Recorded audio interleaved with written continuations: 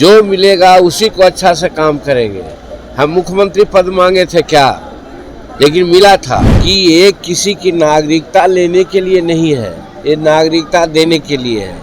चाहे अफगानिस्तान में हो, चाहे बांग्लादेश में हो, पाकिस्तान में हो, तो मुसलमान जात के छोड़ करके पहले ही संतोष जी जो हमारे राष्ट्रीय अध्यक्ष आपको बोल चुके हैं कि ये हंसुआ के ब्याह में खुरपा का गीत मत गाइए, कि मुखिया के पति को हम लोग कहीं कहीं एमपी साहब कहते हैं, सरपंच के पति को हम लोग कहीं एसपी साहब कहते हैं।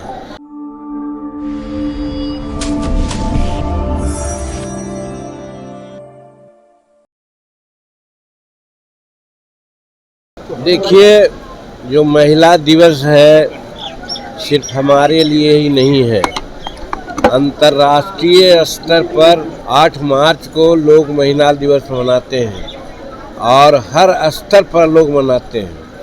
ये बहुत अच्छी शुरुआत है, खास करके महिलाओं के दृष्टिकोण से।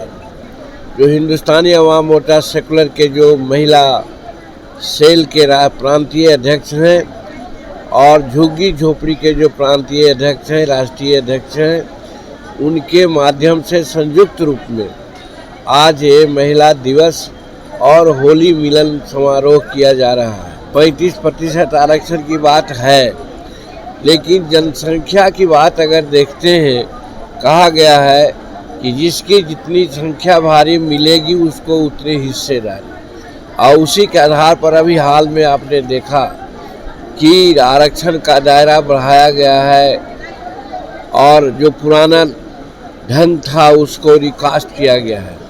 हम आज महिला दिवस के अवसर पर मांग करना चाहते हैं, लेकिन एक चीज़ की कमी हम देखते हैं, जो कहना चाहते हैं, हमारी बेटियां का जो पढ़ने का अभी प्रतिशत है वो कम है, और इसके चलते जहां हमारे बेटियां मुखिया के रूप में चुनाव जीत जाती हैं, सरपंच के लिए चुनाव जीत जाती हैं, मेयर और चेयरमैन के रूप में जीत जाती हैं, तो वहाँ पर उनके हस्बैंड लोग ज़्यादा प्रभावी होते हैं। यही कारण है कि मुखिया के पति को हम लोग कहीं कहीं एमपी साहब कहते हैं, सरपंच के पति को हम लोग कहीं एसपी साहब कहते हैं। देखिए, पहले ही संतोष जी जो हमारे राष्ट्रीय अध्यक्ष आपको बोल चुके हैं कि ये हंसुआ के ब्याह में खुरपा का गीत मत गाइए। अभी इसको बाद में पूछ लीजिएगा, हम बता देंगे। और ऐसे बस 15 तक दिमाग शांत रखिए, 15 के पहले सारी बातें सामने आ जाएंगी। अब कहा कि सारी बातें हो जाएगी, इसका मतलब है वो भी संभव है। ये मांग कहाँ हमारी है, हम लोग कोई कहीं शर्त नहीं रखते हैं, जो मिलेगा उसी को अच्छा से काम करेंगे। हम मुख्यमंत्री पद मांगे थे क्या, लेकिन मिला था, तो आप लोगों के जजमेंट पर छोड़ते हैं क्या मुख्यमंत्री का कोई गलत काम किया था क्या। हमारा नेतृत्व चाहे नरेंद्र मोदी जी का हो या अमित शाह जी का हो, सक्षम है वो सारे विवाद को एकदम शांत कर देंगे। और आप देखिएगा कि एनडीए गठबंधन में ऑल इज वेल, और हर तरह से हम लोग मुस्तैद होकर के लड़ेंगे, और बिहार में 40 के 40 सीट एनडीए के झोला में। अब वो बात अलग की बात है, वो उस पर बात नहीं हम करेंगे। इसका हम स्वागत करते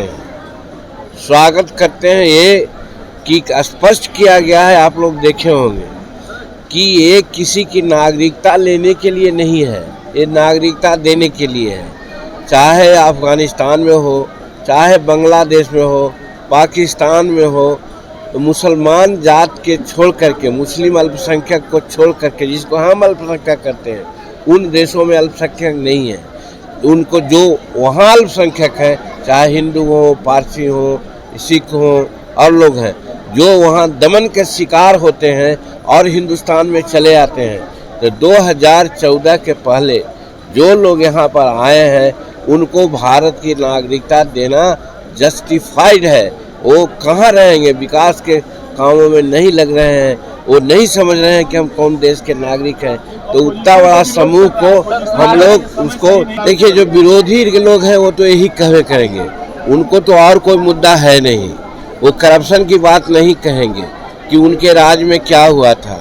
वो इस बात को भूल गए कि नीतीश कुमार उनके मंत्री में पद पर रहते हुए उनके मीटिंग में कहा करते थे कि आप लोग समेत मीटिंग के लोगों को कहते थे कि आप लोग समझ जाइए, मैं 2005 के पहले की स्थिति बिहार में नहीं आने दूंगा। और आज धन्यवाद देते हैं कि जब स्थिति आ रही थी तो नीतीश कुमार ने एनडीए का दामन थाम करके वो स्थिति को दरकिनार कर। अब सब बात हमारे एनडीए के शीर्ष नेताओं पर निर्भर करता है, उसमें हम लोग कुछ नहीं कर सकते, लेकिन जो भी शीर्ष नेता करेंगे उसको हम सब मानेंगे।